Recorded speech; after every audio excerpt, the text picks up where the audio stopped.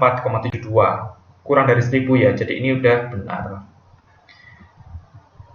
Oke, jadi itu tadi ya triknya untuk menghitung present value atau future value ketika diketahui discount rate.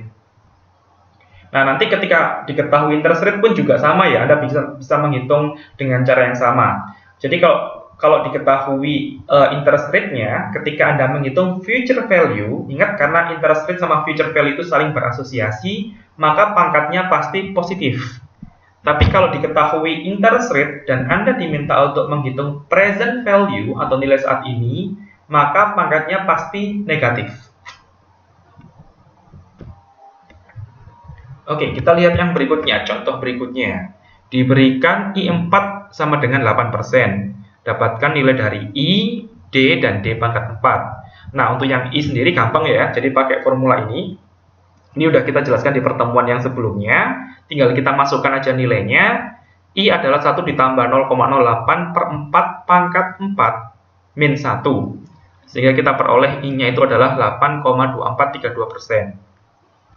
Lalu untuk mencari nilai D-nya bagaimana? D ini formulanya adalah I dibagi dengan 1 plus I. Ini juga sudah saya jelaskan di pertemuan yang sebelumnya. Nilai D setara dengan I dibagi dengan 1 plus I. Dengan I-nya adalah 0,082432. Ini dapat kita peroleh dari yang sebelumnya ya. Sehingga kita peroleh nilai D-nya adalah 0,07615. Lalu untuk yang D4 ini Anda gunakan formula yang sebelumnya. Di sini nih, ya, formula ini. Gunakan formula ini, Anda peroleh D4-nya adalah 0,0784. Nah, berikutnya ini ya, ini saya gunakan persamaan ini hubungan antara I, IM, D, dan DM. Ini jadi tolong catat baik-baik formula ini. Ini menghubungkan antara effective interest rate, atau kita notasikan dengan I, terus nominal interest rate kita notasikan dengan IM, terus ada nominal discount rate, ini kita notasikan dengan DM, dan discount rate ya, kita notasikan dengan D. Jadi catat baik-baik formula ini. Ini menghubungkan antara 4 variabel tersebut, sehingga kalau Anda ketahui salah satu, Anda bisa mendapatkan variabel-variabel yang lainnya. Sebagai contohnya, kalau diketahui I, bagaimana cara mendapatkan D4? Jadi D4 itu adalah 4 dikalikan dengan 1 minus 1 plus I pangkat minus 1/4, seperti ini. Nah, ini hubungan antara IM dan DM sudah saya jelaskan di atas ini. Saya tuliskan kembali di bagian bawah. Jadi ini kan dari sini ya, 1 plus IM per M pangkat M sama dengan 1 minus DM per M pangkat minus M. Sehingga kalau pangkat M-nya ini atau masing-masing ruas ya, masing-masing ruas kita kalikan dengan pangkat 1/M. Ini kita pangkatkan 1/M semuanya. Ini menjadi 1 plus IM per M sama dengan 1 minus DM per M pangkat minus 1. Nah, ini subtopik terakhir dari bagian yang pertama, yaitu mengenai force of interest, atau kalau bahasa Indonesianya itu adalah laju bunga istilahnya ya. Beberapa orang menyebut bahwasanya force of interest itu adalah tingkat suku bunga kontinu, nggak masalah ya. Jadi itu masalah istilah aja dalam bahasa Indonesia.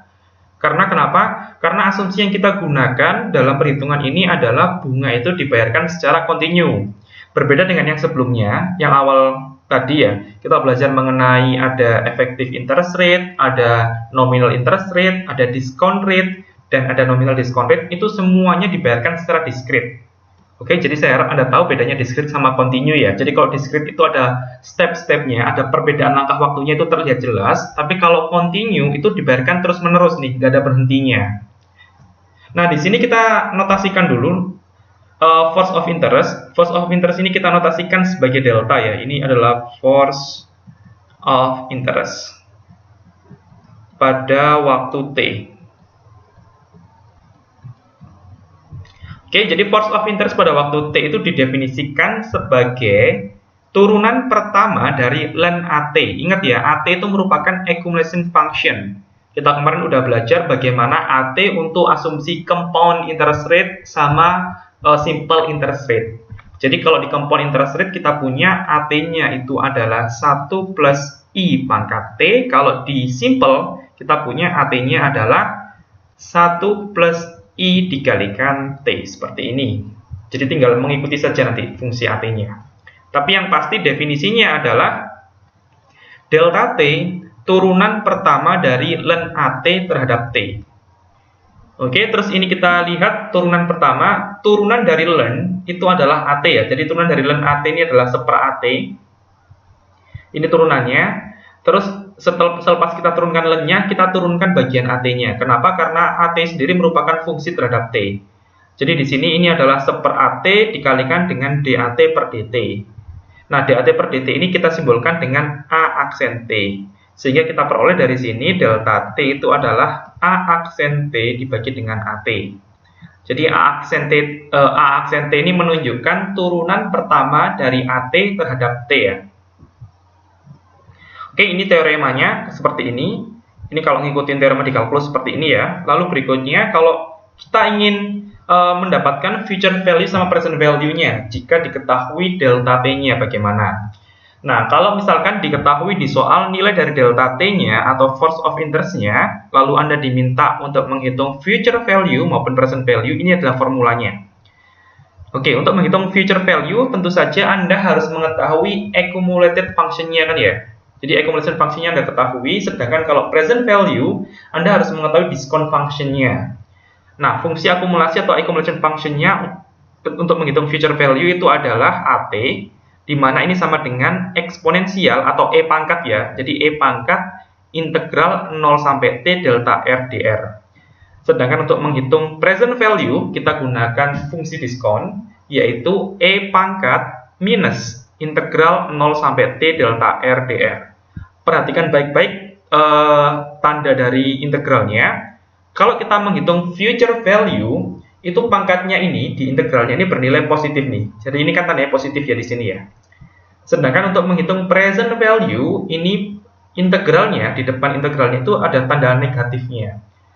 Kenapa? Karena untuk menghitung nilai yang akan datang, kalau kita lihat di sini, nilai yang akan datang, jadi ini misalkan ini 0, ini T, ini progresnya kan ke depan kan ya. Kita menghitung nilai masa mendatang. Sehingga ketika kita pangkatkan di sini, ini pangkatnya harus bernilai positif nih.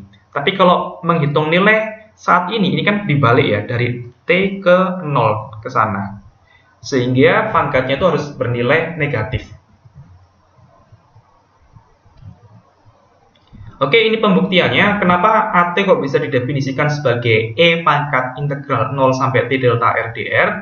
Kita lihat dari definisinya terlebih dahulu.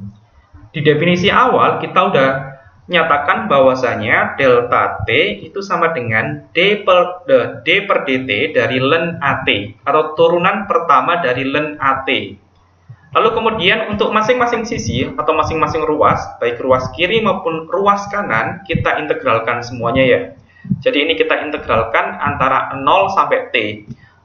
Oke, saya integralkan sehingga ini saya rubah ininya aja, saya rubah batasnya menjadi R aja ini agar tidak sama dengan ini ya batas integralnya, sehingga integrannya saya jadikan variabelnya pakai R di sini. Jadi ini saya integralkan 0 sampai T delta R dr, yang sebelah kanan adalah integral 0 sampai T D per dr ln AR dr.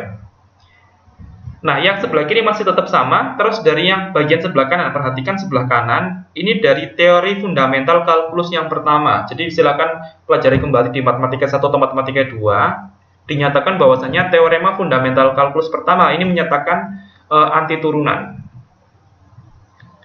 Anti turunan, jadi integral dari 0 sampai T D per dr ln AR dr ini sama dengan ln AT di sini.